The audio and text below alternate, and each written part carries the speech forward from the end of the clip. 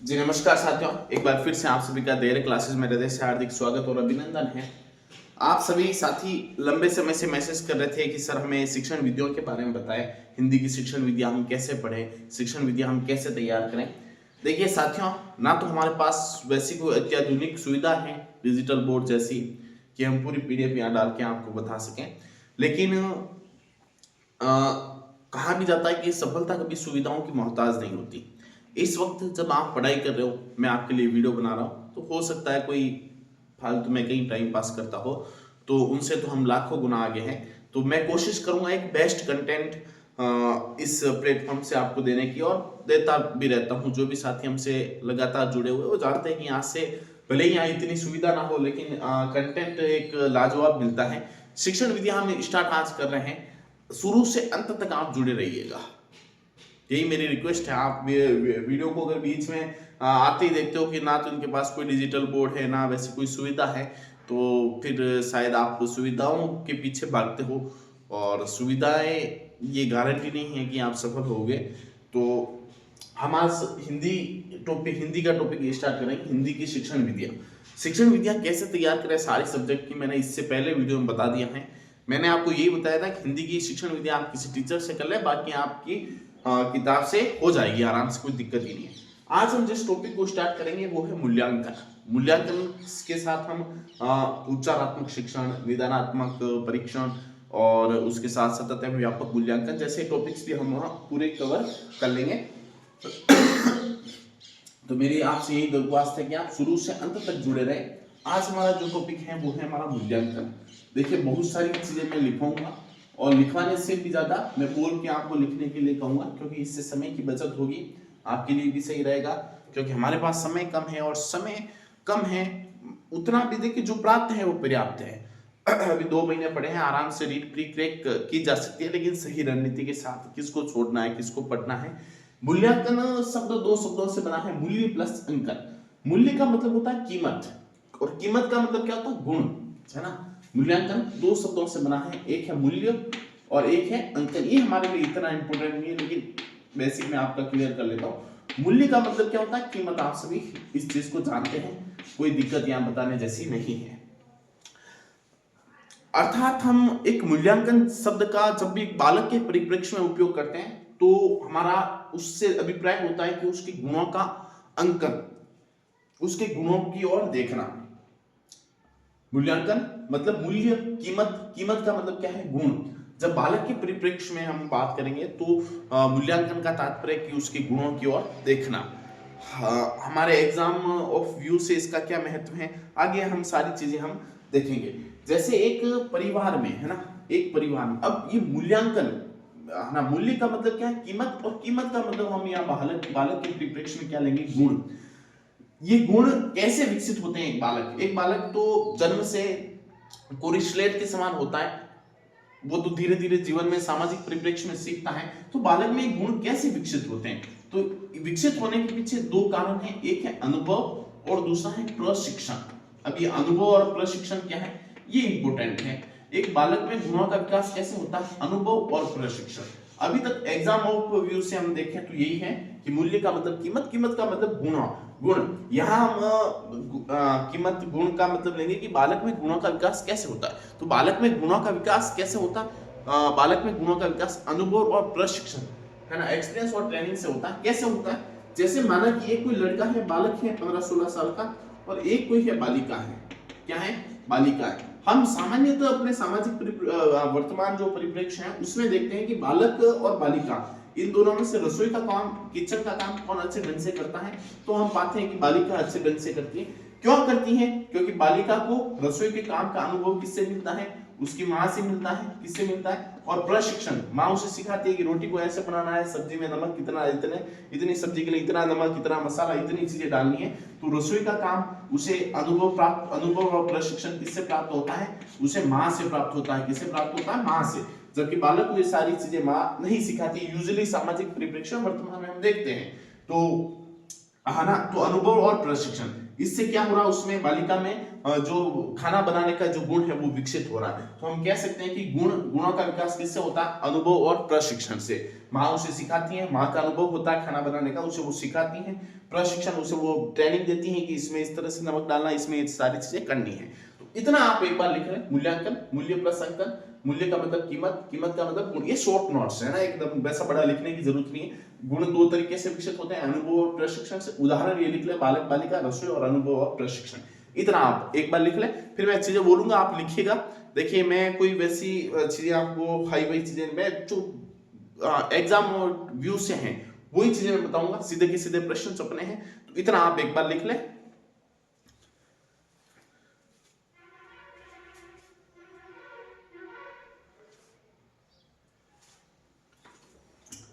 ठीक है, इतना लिखने के बाद आगे हम देखें तो लिखने वाली चीजें आपको मैं बोल के मैं बोलूंगा, आप लिखिएगा।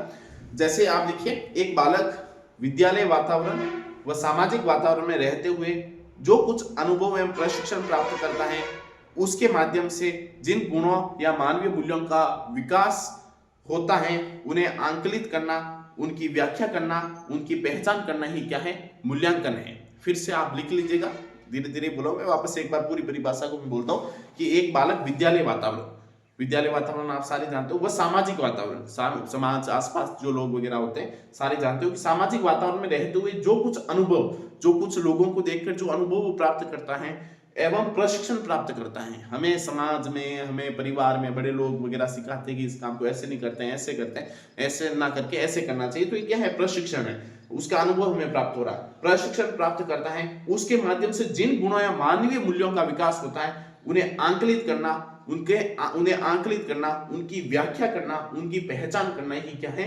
मूल्यांकन है। लिख सकते हो, कोई दिक्कत ही नहीं। चलिए आगे आप लिखिए मूल्यांकन। बस ये एक मूल्यांकन के बारे में बेसिक जानकारी थी। अब हम साइकोलॉजी के ढंग से अगर मूल्यांकन को शिक्षण विधियों के ढंग से देखें, टीचिंग ऑफ व्यू से देखें, तो इस प्रकार से देखेंगे कि मूल्यांकन शब्द का वास्तविक अभिप्राय होता है निर्णय करना, निर्णय लेना या निर्णय देना। जैसे हम किसी दुकान पे जाते हैं, 1000 रुपए का शर्ट है, 500 का है, 100 का है, 200, मूल्यांकन करके उसको देखते हैं, उसको परखते हैं, उसके गुणों को, कपड़ा वगैरह देखते हैं, और उसके बाद क्या करते हैं, निर्णय लेते हैं। मूल्यांकन करने के बाद क्या करते हैं, निर्णय लेते हैं कि मुझे 500 या 1000 वाली शर्ट लेनी है। ये आपको नहीं लिखना। देखिए मूल्यांकन इतना आप लिखिए। मूल्यांकन को 3 व्यू से हम देखेंगे। एक हमारा होगा शैक्षिक प्रक्रिया के अनुसार, इसके अनुसार शैक्षिक प्रक्रिया, एक शैक्षिक प्रक्रिया, दूसरा है शैक्षणिक प्रक्रिया, और तीसरा है शिक्षण प्रक्रिया। दूसरा कौन सा है, शैक्षणिक प्रक्रिया, कौन सा है, शैक्षणिक प्रक्रिया, और तीसरा क्या है, पहला शैक्षिक, दूसरा शैक्षणिक, और तीसरा है शिक्षण प्रक्रिया। क्या है, शिक्षण प्रक्रिया। इन तीनों को आप इस तरीके से लिख ले। तीसरा क्या है, शिक्षण प्रक्रिया, शैक्षिक, शैक्षणिक और शिक्षण प्रक्रिया। इन 3 व्यू से हम मूल्यांकन को देखें तो इन 3 चीजों को हम देखें तो शैक्षिक प्रक्रिया में आप ऐसे एकदम डाल के शैक्षिक प्रक्रिया, इसके बराबर में 2 लाइनें आप लिखें कि वह जीवन पर्यंत चलने वाली प्रक्रिया जिसके द्वारा बालक निरंतर सीखता है। कि शैक्षिक प्रक्रिया सीखना एक जीवन पर्यंत चलने वाली प्रक्रिया है जिसके द्वारा बालक निरंतर सीखता है। ठीक है ना, एक टाइम ऑफ, एक इसमें कोई टाइम लिमिट नहीं होती है, जीवन पर्यंत इसमें बालक सीखता है, ये आप लिख सकते हैं। फिर आप दूसरा डालें शैक्षणिक प्रक्रिया। शैक्षणिक प्रक्रिया में आप डालें कि वे सभी संसाधन जिनकी एक सुनियोजित व्यवस्था शिक्षा के लिए की जाती है वो शैक्षणिक प्रक्रिया कहलाती है। मतलब एक पूरी सिस्टम इसमें बना हुआ होता है, जैसे 12वीं तक की शिक्षा, आगे ग्रेजुएशन वगैरह, एक पूरी सिस्टम बना हुआ है। तो शैक्षणिक प्रक्रिया में लिखे कि वे सभी संसाधन जिनकी एक सुनियोजित व्यवस्था शिक्षा के लिए की जाती है वो शैक्षणिक प्रक्रिया है। तीसरा है शिक्षण प्रक्रिया। डाले आप तीसरा, उसमें लिखें कि वह कक्षीय प्रक्रिया, शिक्षण, टीचिंग है ना, टीचिंग प्रोसेस, वह कक्षीय प्रक्रिया जिसके द्वारा एक बालक में निश्चित उद्देश्य पूर्ति की दिशा में शिक्षक द्वारा कार्य किया जाता है। शिक्षण प्रक्रिया हम जानते हैं, जब हम क्लास में जाते हैं तो हमारे सामने निश्चित उद्देश्य होता है कि इस सब्जेक्ट के बारे में, इस टॉपिक के बारे में बालक में ज्ञान विकसित करना है। तो शिक्षण प्रक्रिया क्या है, वह कक्षीय प्रक्रिया जिसके द्वारा एक बालक में निश्चित उद्देश्य की पूर्ति की जाती है या उस दिशा में शिक्षक कार्य करता है, वो शिक्षण प्रक्रिया। तीनों को आप लिख लें। सबसे पहले हम बात करेंगे शैक्षिक प्रक्रिया, जो आपने लिखा, 2 लाइनें सबके बारे में लिख ली। अब देखिए शैक्षिक प्रक्रिया के 3 सोपान होते हैं। शैक्षिक प्रक्रिया क्या होती है? शैक्षिक प्रक्रिया एक जीवन पर्यंत चलने वाली प्रक्रिया होती है जिसके द्वारा बालक निरंतर सीखता है। शैक्षिक प्रक्रिया के 3 सोपान होते हैं। ऐसे आप लिख लें, वो 2 लाइनें लिखने हैं, दो लाइनें सबके बारे में लिख ली। आगे आप डालें शैक्षिक प्रक्रिया, इसके कितने सोपान होते हैं? इसके 3 सोपान होते हैं। पहला शैक्षिक उद्देश्य ना, पहला क्या है? शैक्षिक उद्देश्य। इस तरीके से आप डाल दें शैक्षिक उद्देश्य। दूसरा है शिक्षण अधिगम। शिक्षण अधिगम, बालक क्या सीखता है? अधिगम करता है, शिक्षण अधिगम दूसरा। और तीसरा अपना है मूल्यांकन। क्या है तीसरा? क्या है? मूल्यांकन। ठीक है ना। तो ये शैक्षिक प्रक्रिया, इसमें शैक्षिक उद्देश्य की क्या उद्देश्य है? शिक्षण अधिगम, सिखाने की क्रिया होती है, और मूल्यांकन किया जाता है कि बालक में गुणों का विकास हुआ है या नहीं। ठीक है, यहां तक आपने लिख लिया। मूल्यांकन शैक्षिक प्रक्रिया का अंग है। इसको आप इंपोर्टेंट करके लिख लें कि मूल्यांकन किसका अंग है? शैक्षिक प्रक्रिया का अंग है। इसको आप लिख लें, इंपोर्टेंट है। मूल्यांकन शैक्षिक प्रक्रिया का अंग है। किसका अंग है? शैक्षिक मूल्यांकन शैक्षिक प्रक्रिया का अंग है। ये दिख रहा है मूल्यांकन जो ये शैक्षिक प्रक्रिया है, इसके 3 सोपान हैं। शैक्षिक उद्देश्य है ना, शिक्षण अधिगम और मूल्यांकन। मूल्यांकन शैक्षिक प्रक्रिया का अंग है, ये सबसे इंपॉर्टेंट है। मूल्यांकन किसका अंग है? शैक्षिक प्रक्रिया का अंग है। अब एक शब्द आता है मापन। क्या आता है? मापन। देखिए मूल्य आप लिखिए, ऐसे डाल के मापन डाल के आप लिख सकते हैं। मापन ऐसे डाल दें, अगला आप डाल दें मापन, है ना। मापन मूल्यांकन का अंग है, इसको हम समझेंगे। देखें मापन में आप लिखिए कि मूल्यांकन के द्वारा बालक के गुणों को हमने देख लिया। मूल्यांकन लिखिए मापन डाल के कि मूल्यांकन के द्वारा प्राप्त निष्कर्षों को प्रकट करने के लिए उन्हें संख्याओं में डालना पड़ता है। इसे क्या कहते हैं? मापन कहते हैं। हम जो संख्यात्मक रूप में कहते हैं कि बालक के इतने नंबर आए, तो ये क्या है? मापन है। मापन किसका अंग है? मापन मूल्यांकन का ही अंग है। ठीक है, देखो मूल्यांकन के भी 3 सोपान है। मापन में आपने लिख लिया होगा कि मूल्यांकन के द्वारा प्राप्त निष्कर्षों को प्रकट करने के लिए उन्हें संख्याओं में डालना पड़ता है, इसे ही मापन कहते हैं। ये आप लिख ले, इसे मैं मिटा रहा हूं।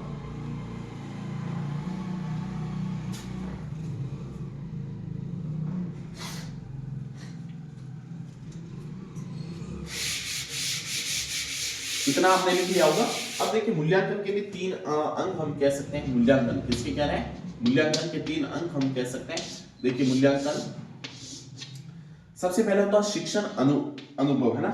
शिक्षण अनुभव, क्लास में जो भी सिखाया वगैरह जाता है, शिक्षण अनुभव होने के बाद जांच कार्य किया जाता है, चेकिंग वगैरह की जाती है, जांच कार्य, और उसके बाद फाइनल उसे नंबरों में डाला जाता है। वो तीसरा कौन सा है? मापन। तो ये मूल्यांकन, शिक्षण अनुभव सब जानते हो कि टीचिंग जांच कार्य चेक किया जाता है। शिक्षण अनुभव मतलब बालक ने शिक्षण से क्या सीखा है, और लास्ट में क्या किया जाता है? मापन। मापन में संख्यात्मक रूप से उसके जो गुणों को कह सकते हैं डाला जाता है। मापन मूल्यांकन का अंग है तथा यह मूल्यांकन के समापन को स्पष्ट करता है। इतना आप नोट डाल के लिख लें, नोट कि मापन मूल्यांकन का अंग है। मापन मूल्यांकन का अंग है तथा यह मूल्यांकन के समापन को स्पष्ट करता है। इतना आप लिख लें, ये लिख लें, आप पूरे स्क्रीनशॉट ले लें। कल हम मोस्ट इंपोर्टेंट चीज देखेंगे, मूल्यांकन और मापन में अंतर। इसे हम कल अगले वीडियो में करेंगे, मूल्यांकन और मापन में अंतर, और मापन में क्या अंतर है। उसके बाद हम मूल्यांकन की विशेषताएं पढ़ेंगे। इसको हम एक ही वीडियो में ले लेंगे। मूल्यांकन मतलब अगले वीडियो में पूरे हो जाएगा, मूल्यांकन मेनली। उसके बाद सतत एवं व्यापक मूल्यांकन आएगा। मूल्यांकन और मापन में अंतर और मूल्यांकन की क्या विशेषताएं हैं, उसके बाद सतत एवं व्यापक मूल्यांकन हम देखेंगे। उसके बाद उसी में हम निर्माणात्मक परीक्षण, योगात्मक परीक्षण, फॉर्मेटिव और समेटिव जो होता है उसके बारे में देखेंगे। निदानात्मक परीक्षण, उपचारात्मक शिक्षण, मतलब आपके 2-4 टॉपिक इसी से हो जाएंगे इस श्रृंखला से। तो आपका भी अपना कर्तव्य है कि आप अपने तमाम दोस्तों को इस क्लास को शेयर करें। मेरी आपकी पूरी कोशिश रहेगी कि आपको मैं अपना द बेस्ट दूं। आपका भी कर्तव्य है कि आप अपना द बेस्ट दें। आप अपने तमाम दोस्तों को इस क्लास को शेयर करिएगा, क्योंकि आप जितना शेयर करोगे हम उतना ही मोटिवेट होंगे और आपके लिए यूजफुल क्लासें हम दे पाएंगे। देखिए रीड के बारे में सारी साइकोलॉजी, शिक्षण विद्या कहाँ से पढ़े, सारी मैं वीडियो डाल रखे हैं, आप वीडियोज में जाएं। आप बार बार वही कमेंट करते हैं सर साइकोलॉजी के लिए बुक्स बताओ, सारी बुक्स बढ़िया ही हैं, आप वीडियोज में जाके देख लें, सब कुछ मैंने बताया हुआ है। धन्यवाद।